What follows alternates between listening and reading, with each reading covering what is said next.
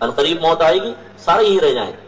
آج میں آپ کے سامنے بیان کر رہا ہوں نا، کل میں نہیں ہوں گا، اور یہ رونقیں ایسی آباد رہیں گی، شادیاں ہوتی رہیں گی، بیاہ ہوتے رہیں گے، ٹریفک ویسے ہی چلتا رہے گا۔ میں کئی مرتبہ اپنی وائف کے ساتھ جو ہم لوگ سفر کر رہے ہوتے ہیں نا، تو میں کبھی ہم رش دیکھتے ہیں تو میں کبھی کبھار ایسی بات کرتا ہوں، میں دیکھو یہ کسی کے جانے سے کوئی رونق ختم ہوتی ہے؟ کوئی رش ختم ہوا، ٹریفک جام ہو گیا، دکانیں ویران ہو گئی؟ نو، کچھ بھی نہیں ہوتا۔ ہم بھی ایک دن چلے جائیں گے، ایسے سب کچھ چلتا رہے گا۔ لیکن جو جاتا ہے نا، اس کے لیے وقت تھم جاتا ہے۔ اچھا ہوتا ہے تو اسے ایسا محسوس ہوگا قبر میں جیسے ظہر سے عصر کا وقت گزرا ہے، چھوٹا سا وقت ہو جائے گا۔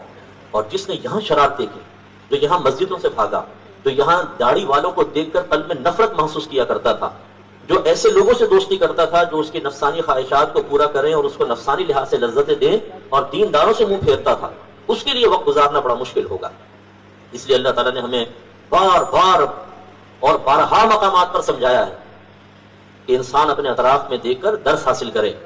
بہت سے لوگ بڑے عیش میں رہتے ہیں، پھر دیوالیہ ہو کر ہاتھ پھیلانے پر مجبور ہو جاتے ہیں۔ یہ چیزیں ہمیں سکھاتی ہیں کہ دیکھو، کسی کی کمزوری دیکھو، کسی کا نقص دیکھو، کسی کا زوال پذیر ہونا دیکھو، کسی کا مر کر پھر تختہ غسل ہو کر لیٹنا دیکھو۔